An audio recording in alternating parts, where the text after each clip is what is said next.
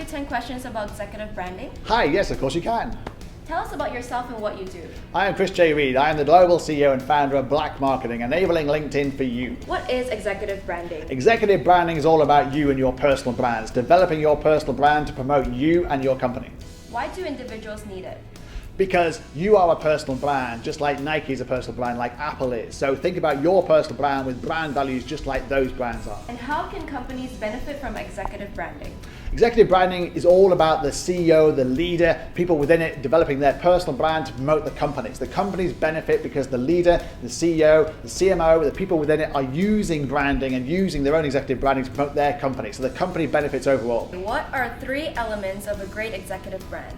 3 elements are very much style. So you've got to have something stands out, like a mohawk, for example, or a beard, or a moustache, or something really interesting, really cool. The way you dress, the way you look, the way you say. Your thought leadership, be provocative, be interesting, be controversial, never be boring. And look at how that comes across. Look at how you communicate that. Choose the platform, choose your platform. It could be LinkedIn, could be Twitter, could be Instagram, but choose your platform to communicate your personal brand. That's awesome. So can you name us 3 people who have nailed personal branding? Indeed, Richard Branson's the #1 in the whole of LinkedIn. He's got 10 million followers. He's nailed it to a T. You know, look at his pictures, look at his thought leadership, amazing. And Candice Galek, absolutely amazing. The #1 profile on LinkedIn, even though she's only got 40,000 connections comparative to Richard Branson's 10 million. But she has been marketing herself and marketing bikinilux.com through her thought leadership, through her personal brand.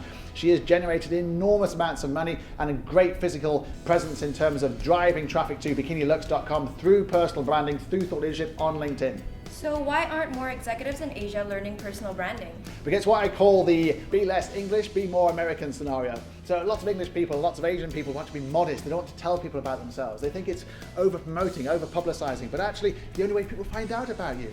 So you need to go somewhere in between. Don't be too American, don't be too English. Go to the middle, talk about your achievements, because then people will relate to that. It's amazing what people like. People like success, particularly in Asia. People like success. What are the first steps to take in creating your personal brand? Look at your brand values. Analyze yourself like you would do a normal brand. So everything here is a brand. So whether it's H&M, whether it's Uniqlo, whether it's NASDAQ, it's a brand. So look at the brand values of you, just like you look at a brand value of, say, Apple or Nike. What are your brand values? Then disseminate that and then promote the positive brand values. What's the best platform to showcase your personal brand? Obviously, I'm going to say LinkedIn. LinkedIn's #1 by far and away. From a professional point of view, 500 million people all on there, all engaging with a professional basis. That is the best platform. They give you the same amount of space as Richard Branson. You can have the same amount of space in Arthur Sorensen and Candice Galek. You can be the next Candice Galek because you can promote yourself on LinkedIn better than anywhere else in the world in a professional basis. And that's why it beats something like Facebook or Twitter, which is not professional. LinkedIn's professional, you're professional, be on LinkedIn.